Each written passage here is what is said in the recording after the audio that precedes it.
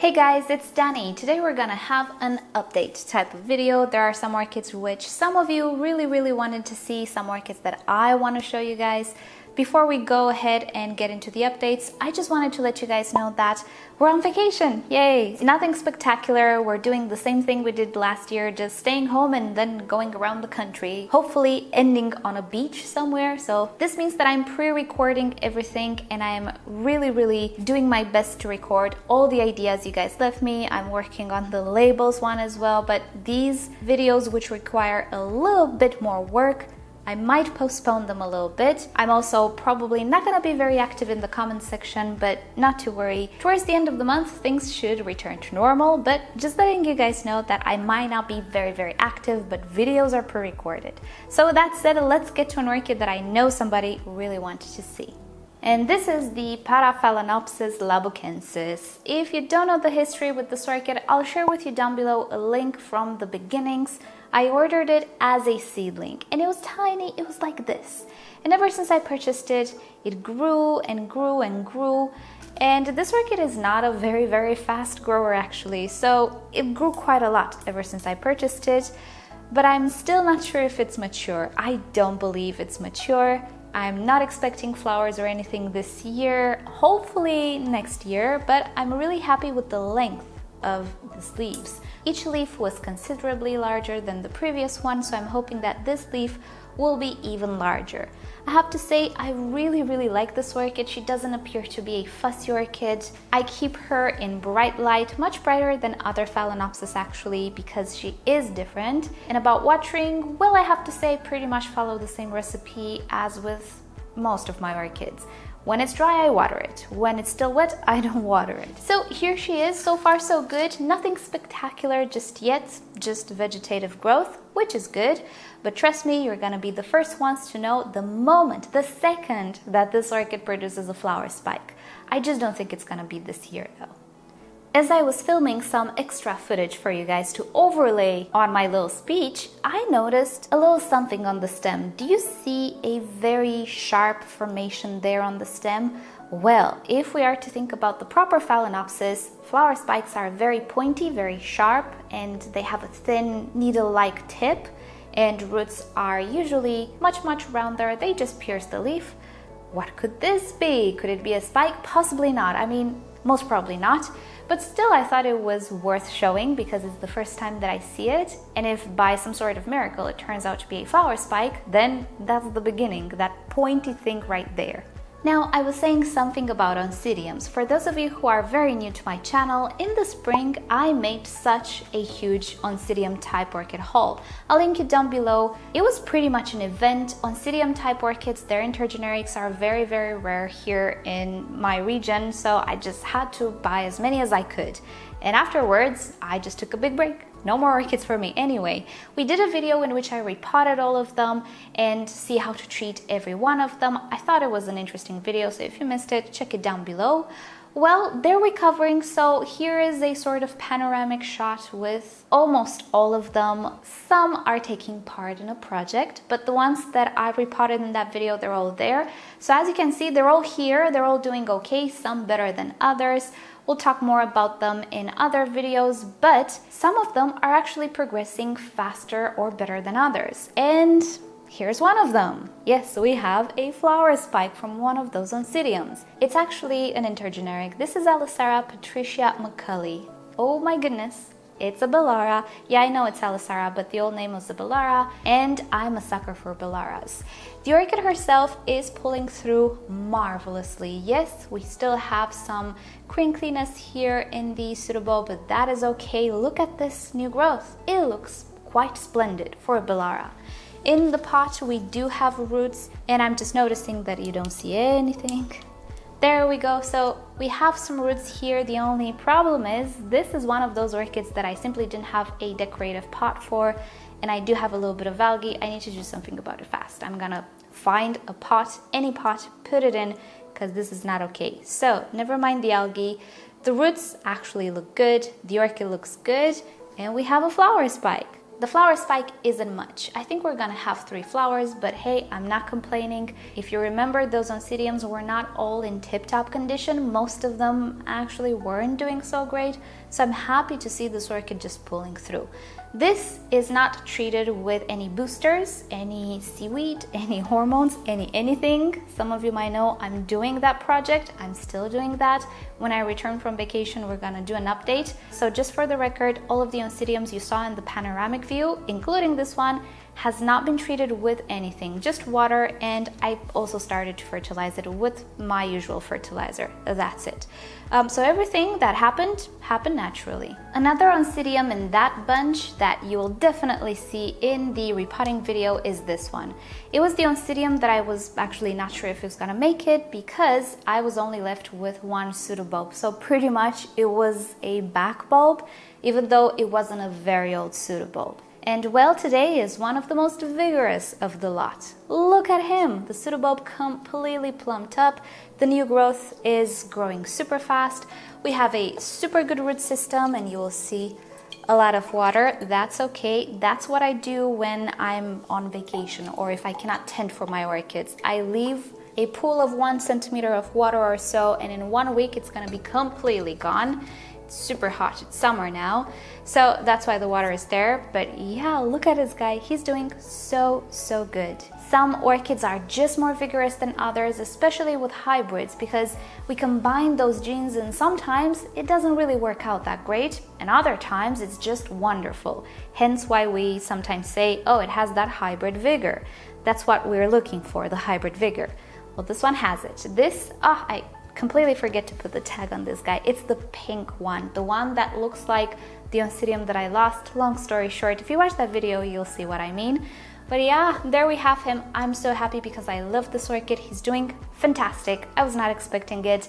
He's doing better than others, even though this was only 1 bulb. Again, no boosters, no hormones, nothing of the sorts. All the evolution is completely natural. All I did was just water him, put him in a good location in my grow space, and started to fertilize him when I saw that he's starting to grow super fast. And that's it. And since we looked at quite a few Oncidiums, let's stick in the realm of Oncidiums. Do any of you remember who this little guy is? It's the Ionocidium Popcorn. The flowers on this little guy look the cutest in photos. I'm not sure about reality. I purchased him in, I think, my latest haul from Orchid Garden when I did the review. I'm happy that he arrived in good condition because, behold, look how pretty he is. Not to mention, the pot is full of roots. Yeah, no complaints there, but I'm really hoping that I will get to see a flower spike. This orchid arrived with a flower spike on the older growth, which it's right here, and the older growth actually doesn't look as nice and plump as this one. So I'm keeping my fingers crossed that we are going to see flowers soon from this orchid because they're supposed to be quite beautiful. I mean, they look like popcorn to my eyes, hence the name. So I'm not sure if beautiful is a suitable word, but yeah, they look beautiful to me, look like popcorn. So if you absolutely like the art of popcorn, this might actually be an orchid that you will want to look out for. I'm hoping that it's a good variety. One orchid that I ordered from Orchid Garden and it never did good for me is the Trichopilia suavis. I'm not sure exactly if there's something wrong with this, but it's not growing how I think it should grow. And anyway, this orchid is not supposed to be such a fussy orchid. We have roots. I mean, everything looks pretty decent on the orchid. I just have issues with the new growths. They simply don't want to grow. And they don't even look very nice. The older leaves don't look good either. I cut away most of them. Ever since I purchased this orchid, I could not make it grow or establish. So I'm not entirely sure if there is something terribly wrong with this orchid. The pattern on this leaf, you guys, does not look good to me at all. It looks a little bit like a virus. Do you see this little ring? Yeah, anyway, without a proper test, I really cannot tell, but I did see virused orchids in my life. I'll share with you some links down below, very old videos, but you'll see how virused orchids look like, orchids that actually tested. And this doesn't look friendly to me. I know when I see some leaf spotting, a little fungal issue, things of the sorts, and when I see a virus, and coupled with everything that the orchid does, yeah, this is questionable at this point. So I'm really seriously considering to start with a new Trichopilia. I really want to have this orchid, but this one, I don't trust it. So I want to purchase it again, but not from Orchid Garden because it might be from the same batch of seedlings. I want to find it at a different seller, so I'm gonna wait for it to appear on eBay and then I'm gonna get it. And it really doesn't come across as some sort of fussy, finicky orchid like a Masdevallia for me. No, it shouldn't be that way. So yeah, she is kind of quarantined. She doesn't sit together with the others. And I really don't like how she looks like. We'll see what happens, but I don't believe she's okay. From one curious orchid to another, and not in the good way. This is Cymbidiella rhodochila. We have quite the history with this orchid. I received it 3 times. Once it was packed wet, and I think I have the video for it. I'll search for it in my archive, links down below. It arrived gone. I pulled it out of the paper already mush. So I asked for a replacement. I got sent a replacement. In the meantime, one of my friends sent it to me because they saw it at the shop. And one or the other didn't make it because, again, it wasn't packed properly. One of them did make it because it was packed drier. So out of 3, I managed to rescue 1, or actually 1 arrived alive. That's a more correct way of putting it. However, ever since then, this little orchid has fussed whenever something was a little off. For example, a little bit too dry? Yes, we shall start to have some pigmentation on the leaves. I washed my hands, don't worry. Alrighty, let's repot you. Oh, repotting, you broke a little root? More pigmentation. Now she's looking okay. She has really green, nice leaves, but for how long? I don't know. I'm trying to keep her properly hydrated and of course not bother her. Root system wise, I mean, things are looking pretty great, I would say. She's not in this pot for a lot of time. And yeah, I'm making sure that she never actually gets dry to maintain her happy. So for me, so far, this particular orchid has been quite fussy, which I'm not sure if it's supposed to be that way, but considering that 2 of her seedlings did not make transport and immediately got mush in 7 days, I would say that either there's something wrong again with this orchid, with the entire batch of seedlings, either she's just fussy and just not as vigorous and cannot handle change all that much. So I'm babying it, I'm keeping a close eye on it, I'm making sure that she's happy. I think she's worth it. If you Google the name of this orchid, you'll have the name of all of these orchids in the description, by the way. You'll see what I mean. It's a beautiful orchid. I want to have her, so that's why I'm putting in the extra effort, but oh boy, she's a fussy girl. Earlier this year, I purchased myself some orchid bulbs. Not pseudobulbs, but bulbs. I really wanted to have some terrestrial orchids as well, and I found this Spathoglottis or Spathoglottis affinis for sale, only the bulbs, so I purchased it, I potted it, you'll have the video down below, and here she is. She's quite a big orchid, but no signs of blooms or anything. So I don't know exactly when this orchid is supposed to bloom. I need to check out the Orchid Species website. And inside the pot, I cannot see the bulbs, but I can definitely see the root system. Look at that, quite extensive. So she appears to be doing pretty great. I try to keep her well watered and well fertilized. It apparently is a heavy feeder. And I'm hoping that we'll get to see some blooms this season, but we might not. Look-wise, she's kind of grassy, but I like this shape to the leaves. I think next year I will try to stake it or support it in a way because the stem is pretty thin and the orchid is pretty large and a little bit heavy, which you can see made it so the orchid is actually slanting. But it's okay. This is a hot grower. I didn't keep her outside because I don't know her that well. Maybe next year I will. Maybe she would have actually grown better outside. We shall see. I'm gonna research, I'm gonna gather experience. So just wanted to show her to you. She's still around. She's just not blooming.